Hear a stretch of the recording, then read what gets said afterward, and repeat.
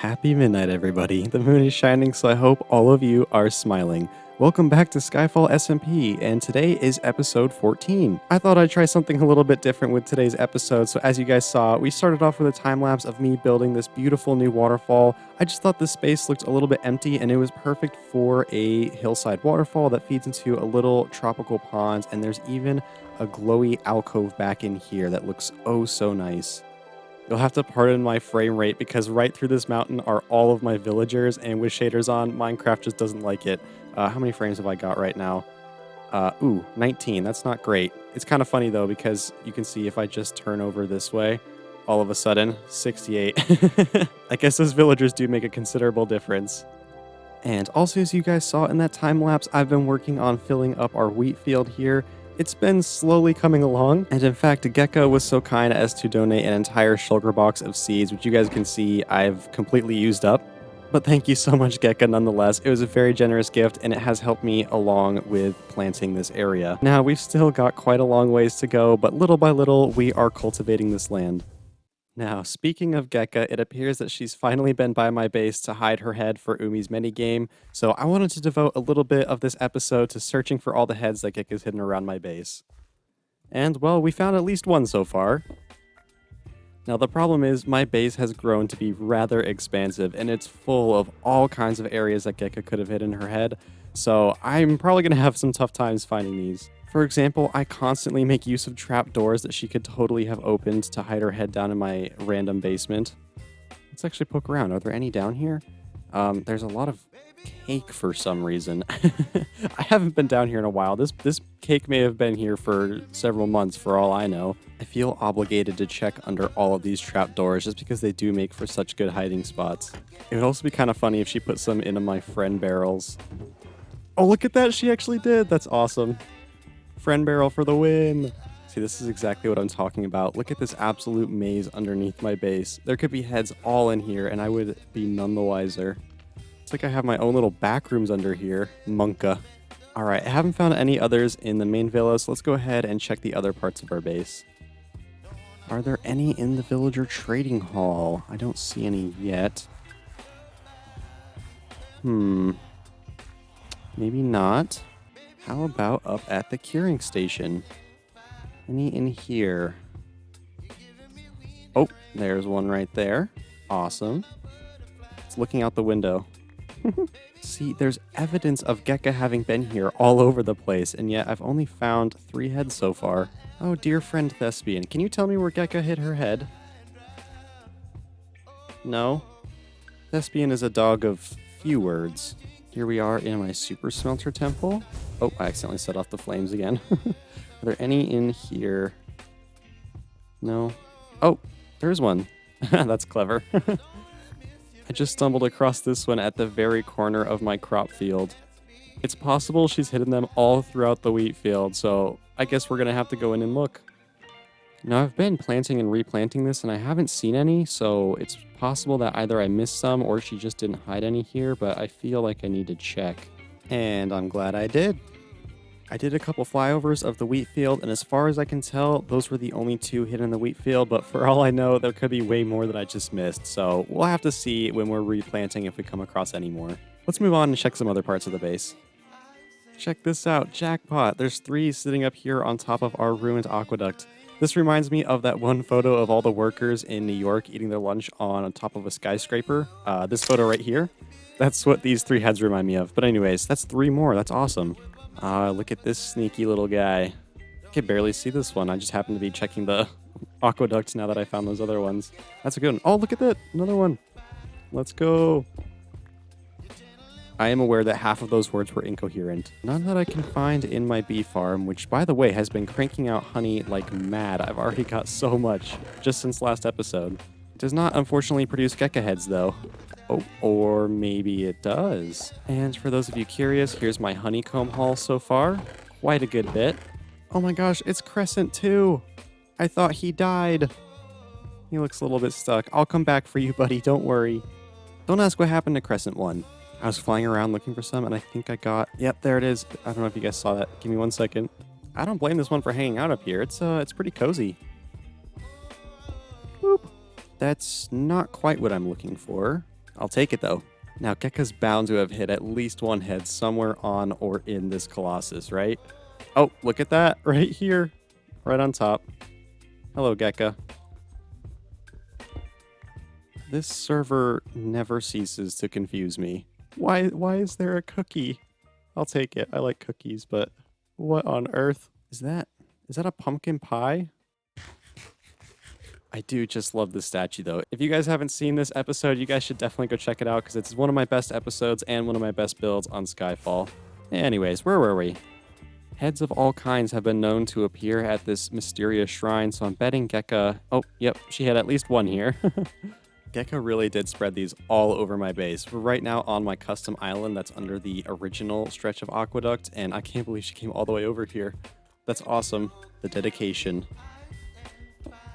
Well, I have been through every major part of my base so far, and we have collected 16 Gekka Heads. A reminder, each player hit a total of 20, so we have 16 out of 20, and that means there's 4 still around here somewhere. But for now, I'm going to put a pause on the head hunt because we have other projects to work on, and if I happen to find any heads while I'm working on those projects, I'll be sure to show you guys. So, what are our projects for today?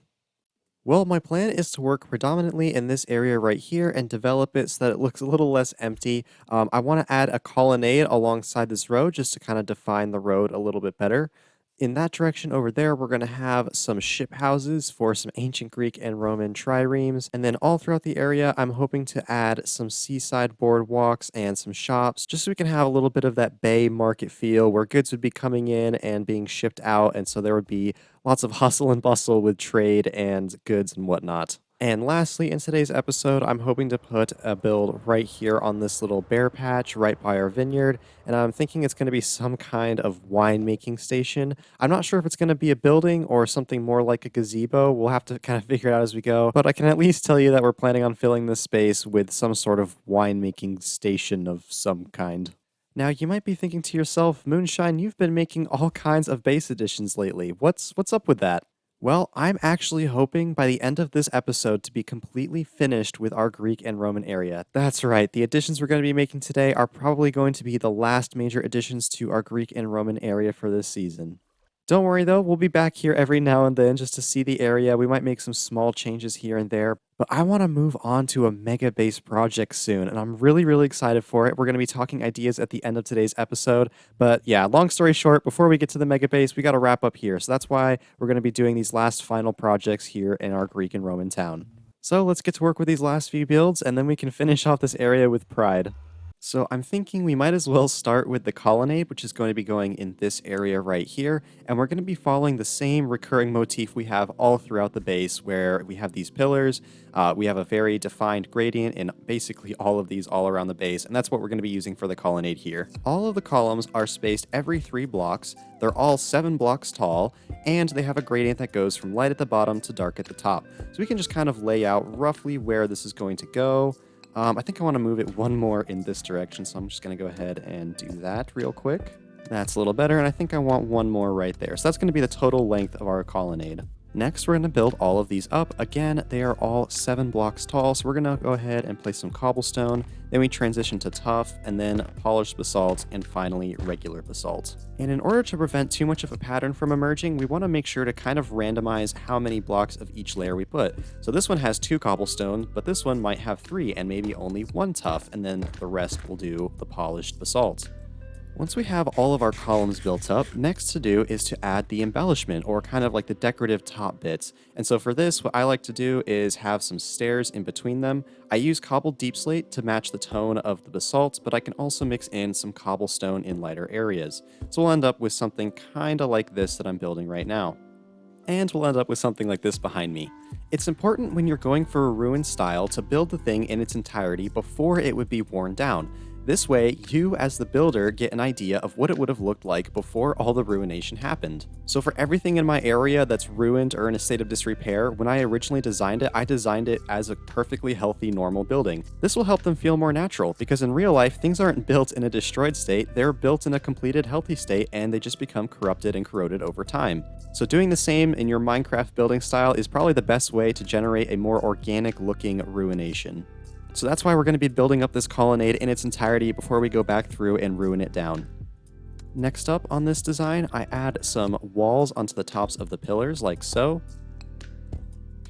And the final touch will be some slabs across the top. And this is where most of the sunlight is going to hit the build, so we can use some lighter toned blocks here, like cobblestone and stone. Keep in mind that the reason we're using dark blocks here is because this is where the upper part of the build is going to cast a shadow on the lower part of the build. So that's why we have light at the very top and lighter towards the bottom. So now we have a good picture of what this colonnade would have looked like back in its heyday maybe, and next comes the step of ruining it. Now when I ruin things, I tend to make it so that the outer edges of the thing are more ruined and eroded than the middle, and in fact in this instance to achieve such an effect I think I'm going to add one more pillar on either side but at a shorter height. Something a little like this. Next, we can start by just breaking down some of the outer edges of this wall. So we'll just go ahead and mine away this corner right here. We don't really have to think too much about this because we'll come in and add some ruined details later on. Great, and now that we've taken some bits out, we're gonna go ahead and add back in some things to make this make a little bit more sense. For example, where this pillar has been eroded over time, we might want to make it have a little bit more of a jagged peak and make the angle kind of progress towards the tall part of the building from the shorter part of the building. And where we have very defined stairs, sometimes it's possible that over time it may have eroded into more of this shape, so we have a weaker shape right here. And we can even augment that by adding in a wall on this pillar, just for, again, that more angular top of the pillar. I even like to slim down some of these pillars like this, just to make them look a little less sturdy as though they've been slowly tested by time. Another thing to consider is that if pieces of stone are falling off of this structure, they're going to be landing in the surroundings. So where we have areas that are especially ruined, I like to go ahead and throw in some rubble. And I'll even dig some of it into the ground just to make it look as though it's been there even longer. So something a little bit like that. Nice, this is looking great so far. Last thing I like to add is a little bit of plant life like you can see over there that just make the area feel more overgrown and encompassed by the advancing tide of nature, so to speak. And again, this can be pretty random. We'll just go ahead and place some leaves that are just climbing over our downed areas. I'm going to be using a mix of oak leaves and azalea leaves, and I like to put the azaleas towards the top where the sun would be hitting them and highlighting them the most, because they're the lighter leaf type. And some bamboo also goes a long way when adding vegetation to an area. Now, ordinarily, bamboo grows very, very tall and it grows very rapidly, but we want to maintain some vertical variation in our vegetation. So to accomplish this, I use two techniques. Number one, we can see right here, is that I'm placing the bamboo underneath a block, so that this bamboo can only grow as tall as that before it has to stop. Now, if we want to place bamboo that has sky access, we can still limit its height in a very creative way by using string like this. You can barely see string, but yet it will stop the bamboo from growing any higher than that. And once again, that'll help us to integrate more vertical variation in our bamboo plants. Height variation is just another way to make your builds interesting. So now we have a ruined colonnade, but I have installed a secret off camera. If we just jump down here and flick this lever, and then we start destroying this, and you'll see it becomes regenerated, and that is true for all of the pillars. What I've done is hidden some cobblestone generators down here. I've got a basic clock running, and you can see that the pistons are just pushing the cobblestone up, and because of the piston push limit, they're not able to actually affect the structure of the colonnade at all. They're just going to replenish the cobblestone that we mine. It's quite satisfying to watch, and so I can mine all the cobblestone on all of these pillars and it will slowly be regenerated. How cool is that? Now, is this an award-winning, record-breaking, super fast cobblestone generator? Yeah, it is, of course. Why? How dare you suggest otherwise? No, I'm just kidding. This is obviously not the most efficient cobblestone generator in the world, but if I need some cobblestone here and there, I can just come and break this colonnade. Oh, not like that. There we go. But yeah, I can just go ahead and mine my own build and it will regenerate itself and we can have renewable cobblestone this way. But I thought that this could be a cool way to show you guys how to make a beautiful build functional. Often we think about how are we going to make our farms look beautiful, but sometimes it's fun to think the other way around. How do we make our beautiful builds into farms? So that's our fun little colonnade turned cobblestone generator. Let's go ahead and move on now to the ship houses. Or rather, the marina as a whole, I should say, because we're also going to be building up the boardwalks and the merchant stalls for the imports and exports. So let's go ahead and clear this land and then hit a time lapse of building up this naval area.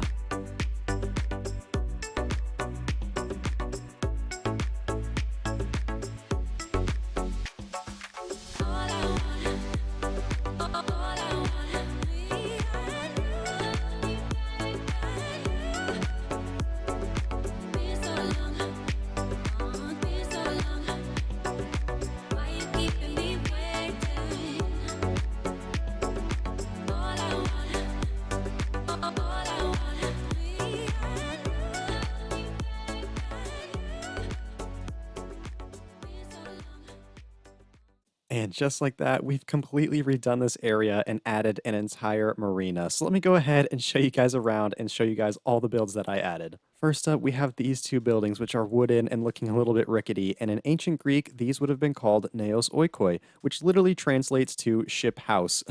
And they were exactly that. As you can see, they would be sloping off into the ocean. And so Greek triremes coming into the shore would be rolled up onto these kind of stands here. And they would often use logs to make the rolling process easier. And then when the ships weren't in use, they would be resting in these little ship sheds. So that's what we've built here. In this one, we have a spare mast hanging from the ceiling. All throughout, you can see we're using chains just dangling from the ceiling that maybe one day used to have all kinds of ship equipment on top of them, but now they're just kind of fallen out of use.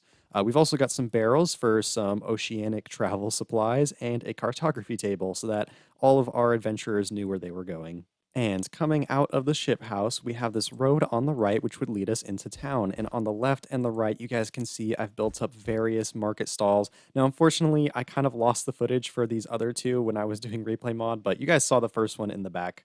But anyways, these are our current markets. We have a little Lunarmory outpost, which I absolutely love. Even though this is such a small scale build, I think it does a good job to kind of encapsulate the general sentiment of the Lunarmory company builds. Across the way on the right hand side, we first have Wayfarers Resupply, and I kind of just envisioned that this would be the place where captains and sailors would go to buy food and supplies for their long journeys. So we're going to be selling wheat and bread and all kinds of meats and whatnot.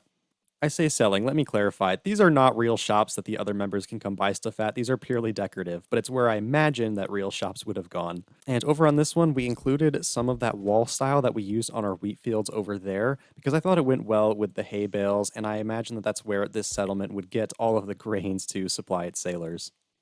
And at the end of the row, we have the station you guys actually saw me build, which is for the Shineberry Vineyard, which is what I decided to name our vineyard over there. We even brought over the supervisor from there to be kind of a salesman at this shop. I really love it. It's kind of a miniature version of our villa style that we've been using. We've got some kegs that will dispense wine, and I'm planning on adding some armor stands with maybe some bottles over here. Soda showed me this trick. He came by and was looking at my vineyard, and he thought that we could use some redstone dust to kind of look like a little wine spill, which I thought was just brilliant. So shout out Soda for coming up with that one. We've also got a brewing stand and some shine berries right here as well. Now we've also got this little plot of land, which is rather blank, and I'm thinking about adding another one of these miniature shops over here, but I'm not sure what to make it. So I want you guys in the comments, let me know what would make for a really good seaside shop here. So yeah, I'll leave it up to you guys to tell me what is a good export or import that would belong in a marina such as this. Now, if we were instead to take a right coming out of our ship house, we would be led over in this way towards our wonderful wooden boardwalk that I added. I think this looks so well. It's just really rickety, but it still feels like it's got tons of character and would make for a fantastic boardwalk. And if I pop into free cam, you can see that it matches the contour of the beach very nicely. Which, by the way, I made the beach as well. I tore up some of the dirt and gravel and made it a nice sandy beach with some slabs, and I think it looks really nice. One of my favorite parts is this kind of tiny lagoon right here with this little island, or I guess it's more of a sandbar. But yeah, I really like this feature, and I think that the sand does wonders to make the area feel more natural. Overall, I'm really, really happy with this bay area of our base. I think it really came together and it makes it feel like now our base has a point of access to the rest of the world, you know, where ships would be coming and going, merchants would be buying and selling, and we've still got our nice decorated walk along here with our colonnade. So let's now turn our attention to the second build that we're going to be doing today, which, if you guys remember, is going to be some kind of winemaking apparatus going in this blank area right here, where the Shineberry Vineyard is going to be making their adult beverages. So anyway, let's get started on that. Now, what I've opted to create here is going to be a kind of outdoor gazebo, and it's going to be mostly wooden. It's going to look a lot like the trellises do that we have all of our vines growing on. So the first thing we need to do is go ahead and extend up some pillars. I think I want this to be 5 blocks tall. I think that'll be a good visual height. And as for the roof, I want to go ahead and use campfires just like we did with our trellises. This is going to cause me to take fire damage. It's probably going to be annoying to listen to. Oh, we don't take fire damage on the outer edge. That's interesting. Learn something new every day. And we can extinguish these with a shovel. Oh, missed one.